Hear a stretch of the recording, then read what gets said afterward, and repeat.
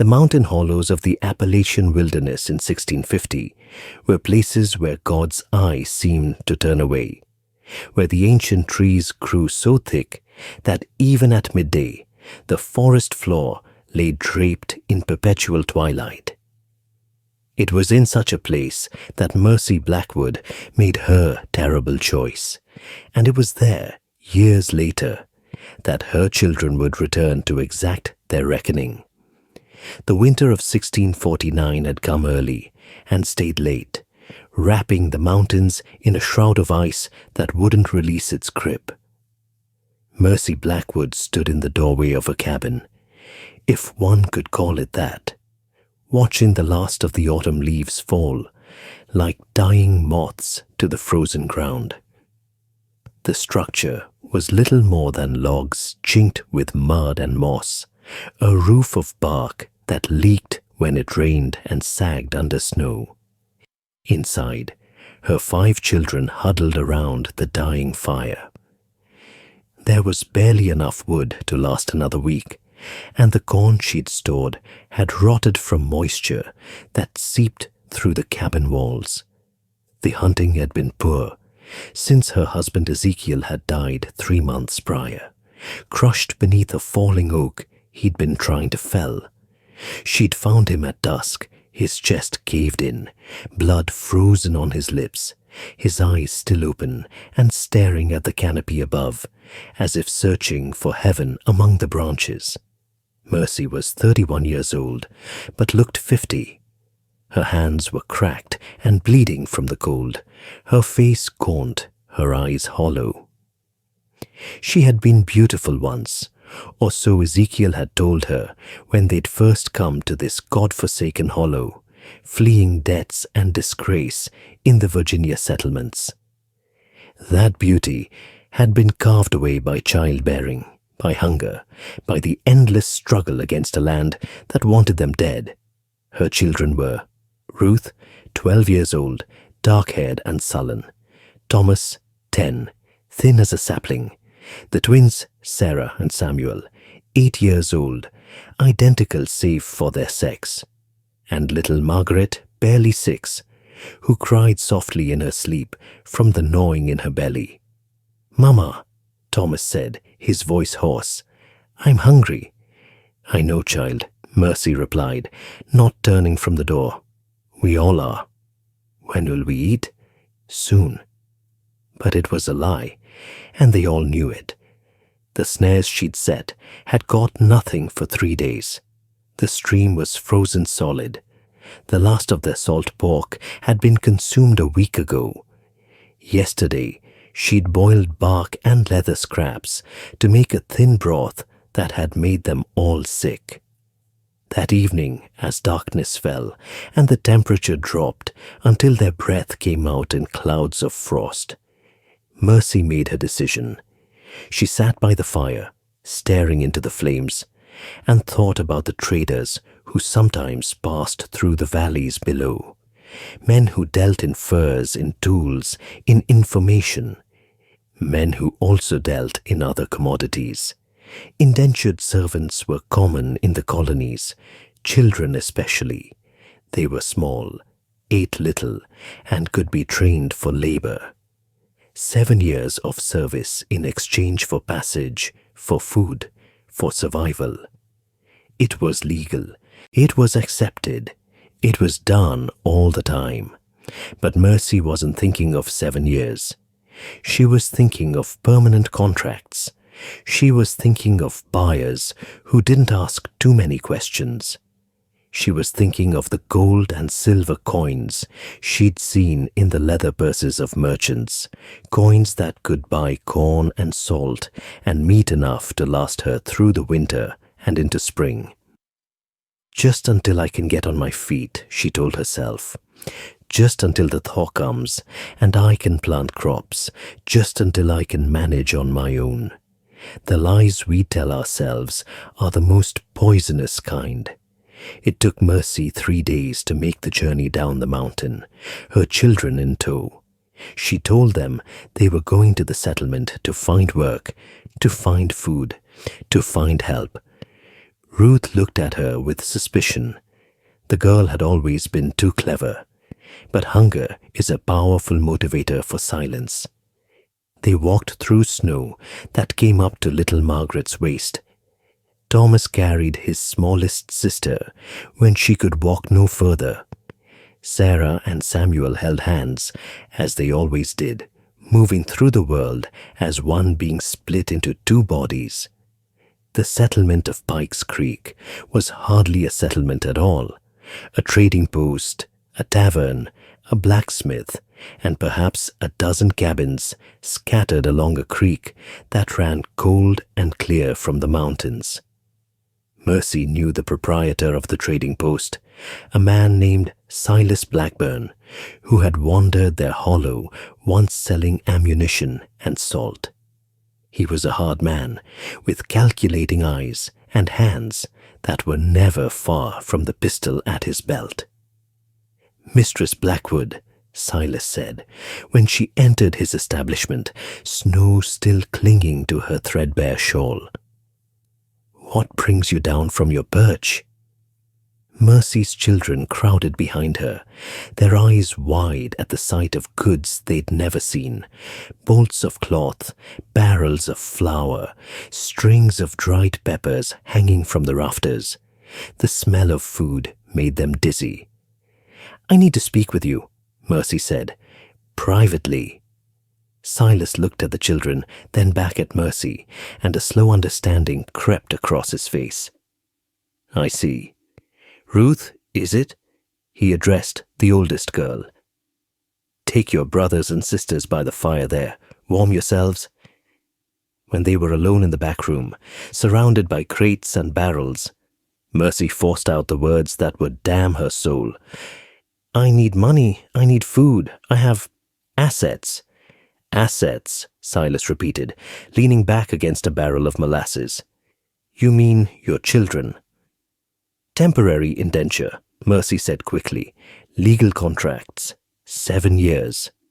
14, Silas interrupted. "And we both know these won't be standard contracts, Mercy. You're not in a position to negotiate." Her hands trembled. "What are you offering?" "Depends on the child. The oldest girl, she's strong, could work in a household. The boy, too. The twins are young but healthy. The little one," he shrugged, "less valuable." They haggled like demons, arguing over souls. 30 pounds for Ruth, 25 for Thomas, 20 each for the twins, 15 for Margaret. 110 pounds total. A fortune to a starving widow, a pittance for 5 young lives. But Silas wasn't the end buyer. He was merely the middleman. Over the next week, Mercy watched as traders and farmers and merchants came to inspect her children like livestock. They checked their teeth, their hands, their backs. They asked them to lift things, to read. None could. To demonstrate their obedience. Ruth was sold first to a family heading south to the Carolinas. The girl fought when she realized what was happening, screaming and clawing, calling her mother a demon, a devil, a monster. It took 3 men to hold her down while the irons were fitted to her wrists.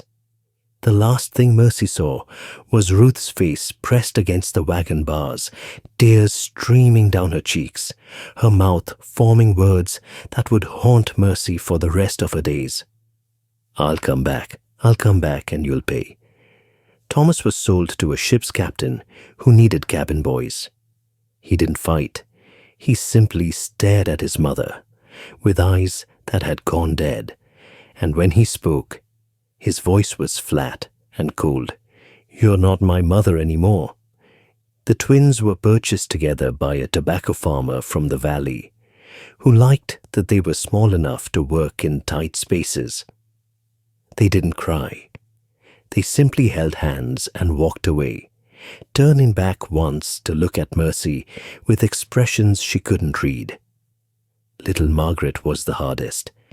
She clung to Mercy's skirts, sobbing, begging, not understanding why her mama was sending her away. The woman who bought her, a harsh-faced widow who needed help with her household, had to pry the child's fingers loose one by one. Margaret's screams followed Mercy out of the settlement and up the mountain, echoing through the hollows long after the child was out of sight. Mercy returned to her cabin with a purse heavy with coins and a soul as empty as winter sky. She bought supplies: flour, cornmeal, salt pork, beans, dried fruit. She bought a new axe and a better rifle. She bought blankets and a pot that didn't leak. And she tried to forget. 7 years passed, then 8, then 9. Mercy aged poorly, her hair turning white, her body becoming twisted with arthritis. She spoke to no one, saw no one. The other settlers in the scattered hollows gave her a wide berth, sensing something wrong about the woman who lived alone in her cabin, muttering to herself, starting at shadows. The children haunted her. She heard Margaret's crying on the wind. She saw Ruth's accusing eyes in every dark corner. Thomas's cold voice whispered in her dreams. The twins appeared at the edge of the clearing, always at dusk, always holding hands, always watching. She tried to pray, but the words turned to ash in her mouth. She tried to read the Bible Ezekiel had left, but the letters swam before her eyes, rearranging themselves into accusations. Thou shalt not sell thy children. Thou shalt not forsake thy blood.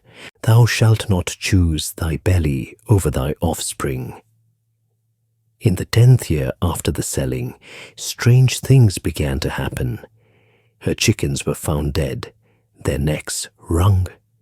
Her garden was trampled in the night. Her door would be marked with symbols she didn't recognize, crude drawings of children's hands, of broken chains, of gallows trees. Mercy told herself it was animals or pranksters or her own deteriorating mind. But deep down she knew they were coming back. All of them, just as Ruth had promised. Ruth returned first in the spring of 1660. She was 22 years old now, no longer the 12-year-old girl who'd been dragged away in chains. She was hard and lean, with scars on her wrists from the irons and a coldness in her eyes that made grown men step aside when she passed. She'd served her 14 years in the Carolina household, enduring beatings and worse. She'd learned to be silent, to be invisible, to survive. And she'd learned to hate with a purity that was almost holy. On the day her contract ended, she'd walked away without a word, heading north, following the mountains, guided by a rage that burned brighter than any star. She found the cabin exactly as she remembered it, perhaps a bit more decrepit, sagging under the weight of years and guilt. Smoke rose from the chimney. Mercy was still alive. Ruth didn't announce herself. She simply took up residence in the woods nearby, watching, waiting. She wanted her siblings. This revenge would be a family affair. Thomas came next, in early summer. At 20 years old, he'd survived the brutal life of a sailor through cunning and ruthlessness. He'd saved every penny of his meager wages for 3 years after his contract ended. And finally, he'd paid for passage back to the mountains. He'd never forgotten the hollow, the cabin, the mother who'd sold him like a sack of grain. When Ruth found him at the Pikes Creek trading post, they embraced without tears. Tears were for people with soft hearts, and theirs had been forged into something harder than iron. "The twins?" Ruth asked. "I'm tracking them," Thomas said. "Last I heard, they'd run from their master 2 years ago, likely dead." But the twins weren't dead. Sarah and Samuel, now 18, had indeed run from the tobacco farm. They'd hidden in the mountains, living like wild things, stealing, hunting, surviving. They'd become something other than human. Feral children grown into feral adults, speaking their own language, moving through the forest like ghosts. When Ruth and Thomas went looking for them, the twins found them first. They emerged from the undergrowth one morning, identical smiles on their gaunt faces, their eyes reflecting the same cold fire that burned in their older siblings. No words were needed. The four of them simply knew. Margaret was the last to arrive, and her story was the saddest. The widow who'd bought her had worked her like a slave, beaten her for the smallest infractions, half-starved her. Margaret had grown up twisted, both in body. She walked with a limp from an old injury, and in spirit. At 16, the widow had died, and Margaret had been left with nothing. She'd survived on the streets of the settlement, doing whatever work she could find, her childhood memories a distant nightmare. When word reached her that her siblings were gathering in the hollow, she came. Not for revenge, she was too broken for that, but because they were the only family she'd ever had, and she had nowhere else to go. Mercy knew they were there. She could feel them in the forest, watching the cabin, drawing closer each night.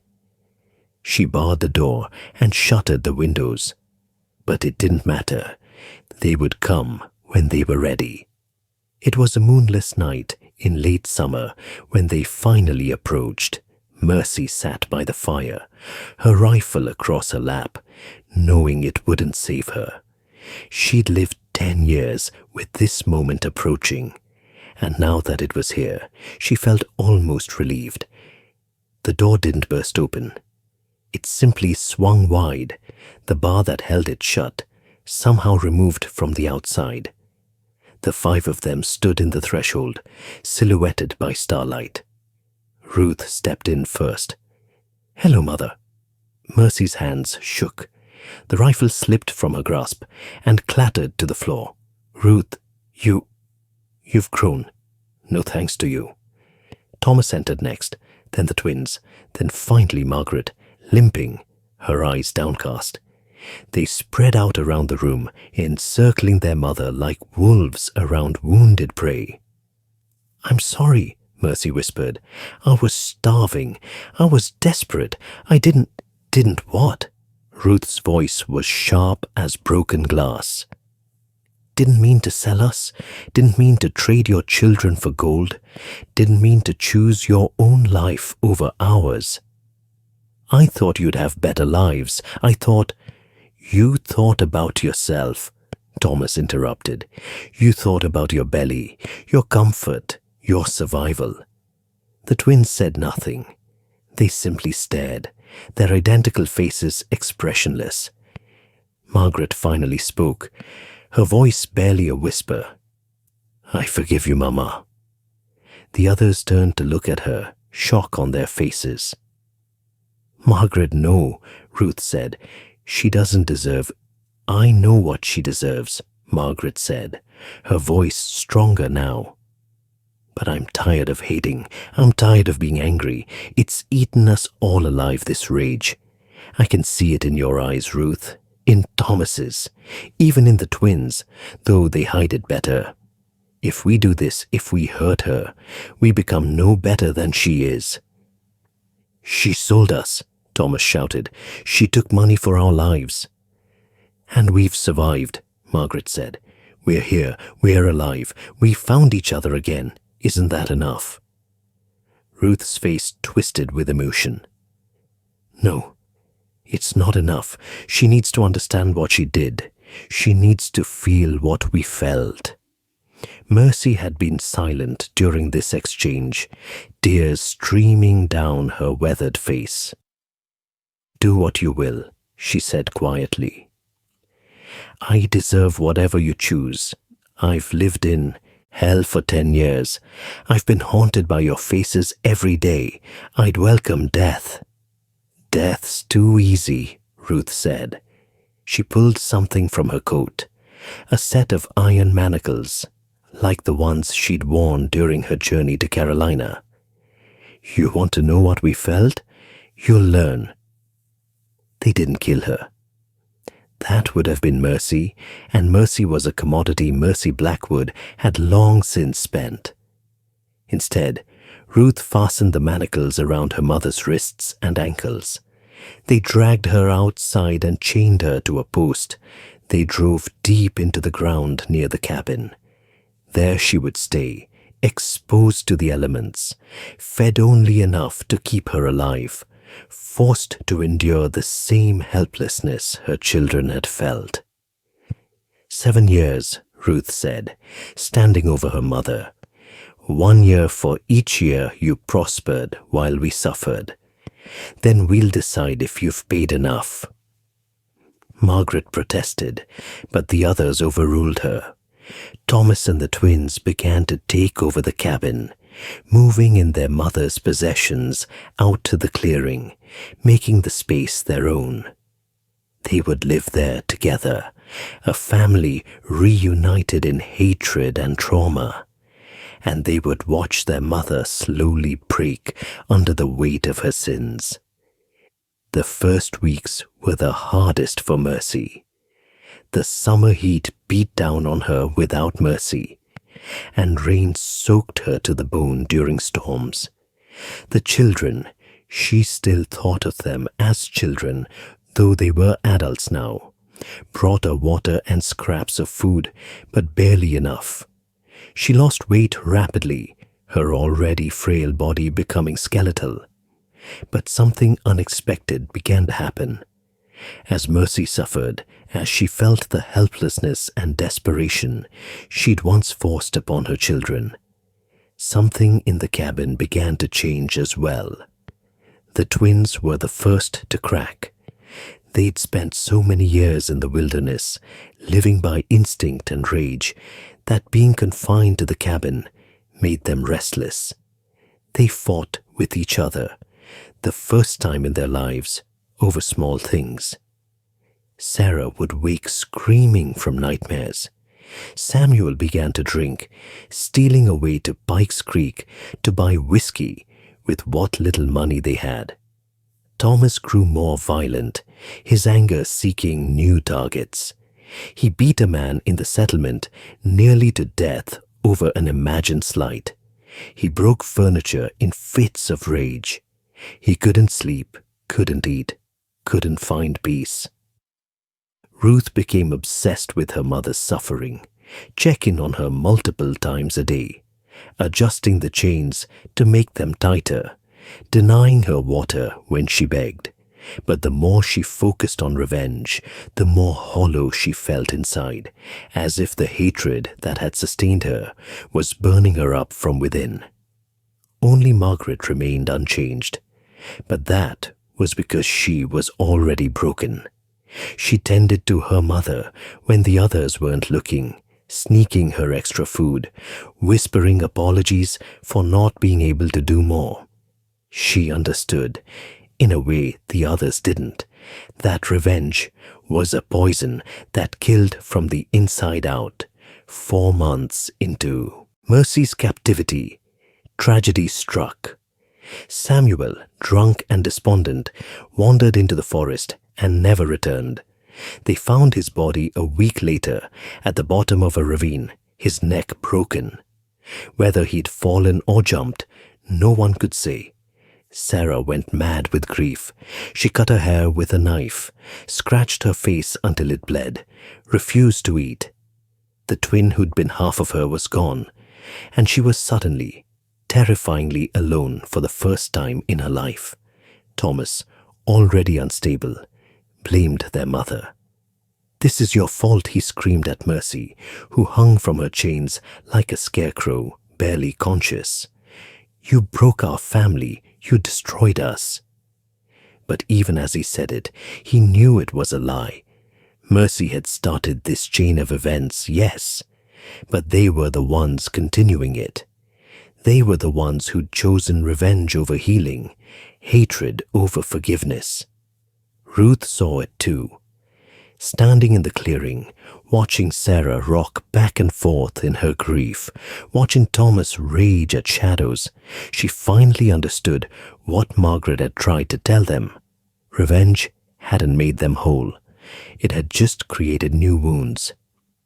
That night, Ruth did something she hadn't done in 15 years. She wept. Not silent tears, but great, racking sobs that seemed to come from the very core of her being.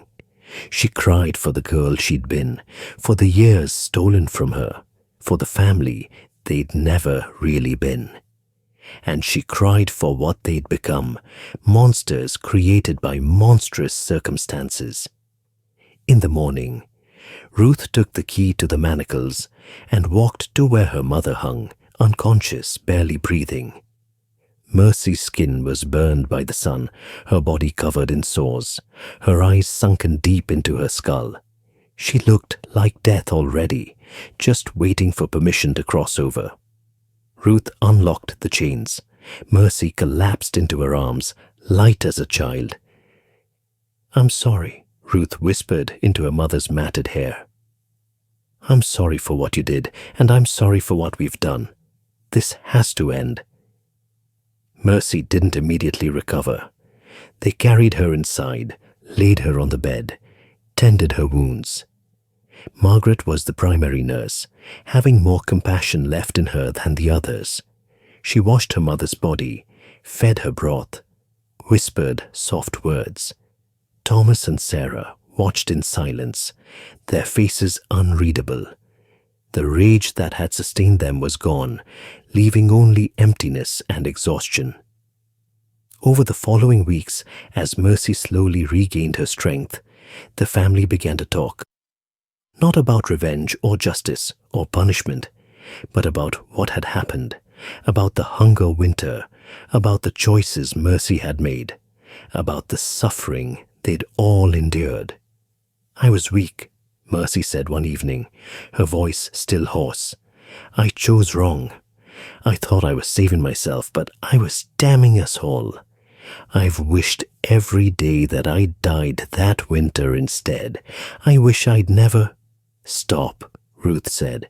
"Wishes don't change anything. What's done is done. The question is what we do now." "We can't stay here," Thomas said. "This place is poisoned. The whole hollow is cursed with what we've done to each other." "Then we leave," Margaret said. "All of us. We go somewhere new and try to build something better." "A family?" Sarah laughed bitterly. "After everything? How do we just become a family again?"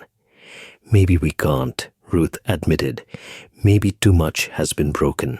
But we can try to at least be not enemies. We can try to survive without destroying each other."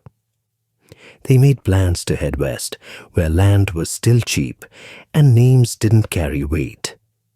They would split the money left from Mercy's original sin, blood money that had sat untouched in a box under the floorboards for 10 years. Each would take their share and go their own way, or stay together as they chose. But before they could leave, one final piece needed to fall into place. The night before their planned departure, Ruth woke to find her mother gone from her bed. Panicked, she roused the others, and they spread out to search. They found Mercy in the clearing, standing over a freshly dug grave. "Mama?" Ruth approached cautiously. "What are you doing?" Mercy turned, and in the moonlight, her face looked ancient and peaceful. "There's something you should know, something I never told anyone." The others gathered around as Mercy knelt by the grave. "When your father died, I was devastated, but I was also relieved. Ezekiel he wasn't a good man. He was cruel, violent. The reason we lived in this hollow, isolated from everyone, wasn't just poverty. We were hiding. He'd killed a man in the settlement over a gambling debt. If the authorities had found us, he would have hanged. She paused, her hands trembling. That winter, when the hunger came, I wasn't just afraid of starving. I was afraid of what would happen when spring came and people started moving through the mountains again. I was afraid someone would recognize me, would ask questions about Ezekiel. I was afraid they'd find his victim's body, which he'd buried. She gestured to the grave, right here, where he made me watch. Ruth felt the ground shift beneath her. You're saying, I'm saying I was a coward in more ways than you knew. I sold you not just for food, but for escape. I wanted to disappear, to have enough money to start over somewhere far away. But I couldn't bring 5 children with me.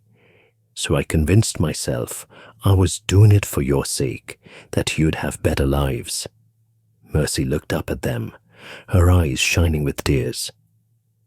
The truth is, I was a prisoner too, of your father, of poverty, of my own weakness, and I made you prisoners as well.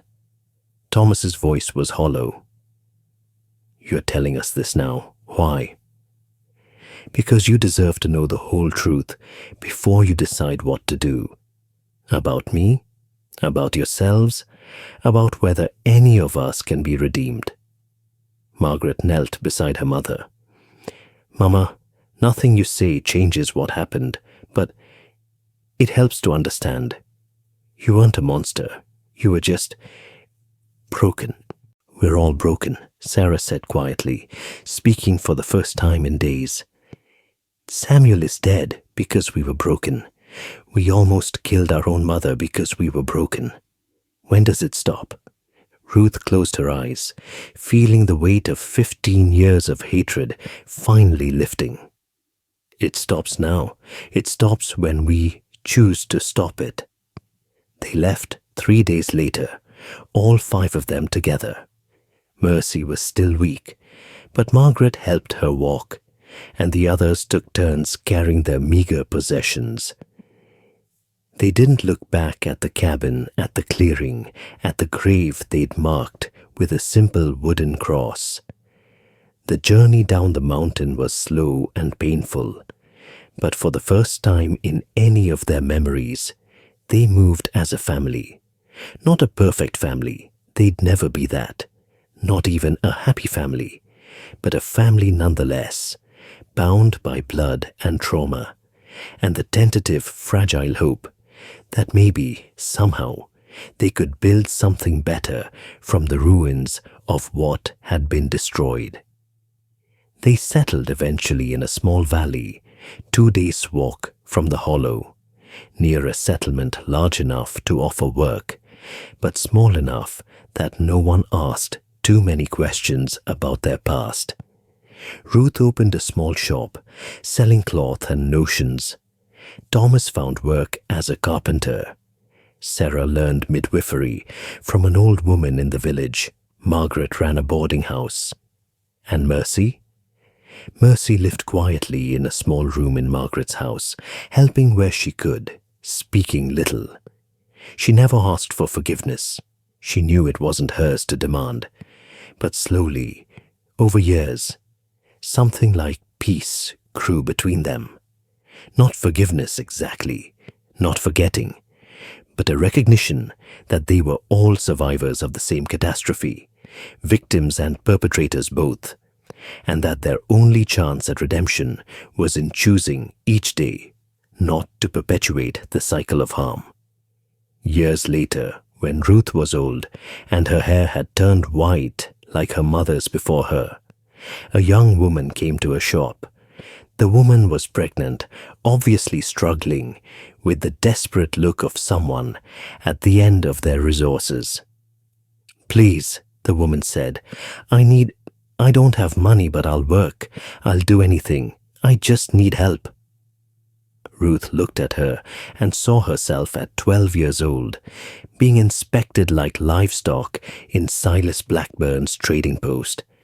She saw her mother, gaunt and desperate, making an impossible choice. She saw the unbroken chain of desperation and survival that had defined their lives. "Come in," Ruth said, leading the woman to the back of the shop. "Sit down. Tell me what you need." The woman began to cry. "My husband died. I have 3 children. I can't feed them. I've been thinking, there are people who would take them, who would pay—" "No," Ruth said firmly, kneeling in front of the woman and taking her hands. "No, you don't have to do that. Whatever you need, food, shelter, work, we'll find a way. But you don't sell your children. That's not a choice anyone should have to make." "But how?" "Because I was one of those children," Ruth said quietly. "And I'm here to tell you that some wounds never heal. The money runs out, the hunger comes back, but the guilt, the shame, the damage to your soul, that's forever." She gave the woman food, helped her find work, made sure her children were cared for. It wasn't a perfect solution. There were no perfect solutions to poverty and desperation. But it was a different choice than the one Mercy had made 50 years before, and in that difference lay something that might have been hope. When Mercy died, 2 years after that encounter, Ruth was at her bedside. Mercy's last words were a question. Do you think we're damned for what we did to each other?" Ruth thought about it for a long moment, holding her mother's hand. "I think we're human," she finally said. "We made terrible choices. We hurt each other in ways that can't be undone. But we also survived. We chose to stop the cycle. Maybe that's not redemption exactly, but maybe it's enough." Mercy closed her eyes and never opened them again. Whether she found peace or damnation in whatever came after, Ruth never knew. But she knew this. The hollow where it had all happened was just a place. The real hollow had been inside them all along, a emptiness created by trauma and filled with rage. And they'd spent their lives trying to fill it with revenge, with justice, with forgiveness, with anything that might make them whole again. In the end, what filled it was simply time, and the daily choice to be better than their worst moments. It wasn't a happy ending, it wasn't even a good ending. But it was an ending, and after 50 years of suffering, that was something. The hollow in the mountains remains, the cabin long since collapsed into ruin, the clearing overgrown with brambles and wild roses. Sometimes, in certain light, locals say you can see figures moving through the trees, a woman and 5 children, walking together, always just out of sight. Whether they're ghosts or just shadows, no one can say. But in the valley below, life continues. Families struggle and survive. Children are born and raised. And sometimes, when someone faces an impossible choice, they hear a whisper on the wind, a warning, or perhaps a prayer.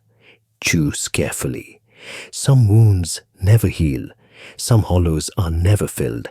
And that, perhaps, is the only real legacy of the Blackwood family. A cautionary tale passed down through generations. A reminder that survival has many costs, and the most expensive is often the one we pay with our souls.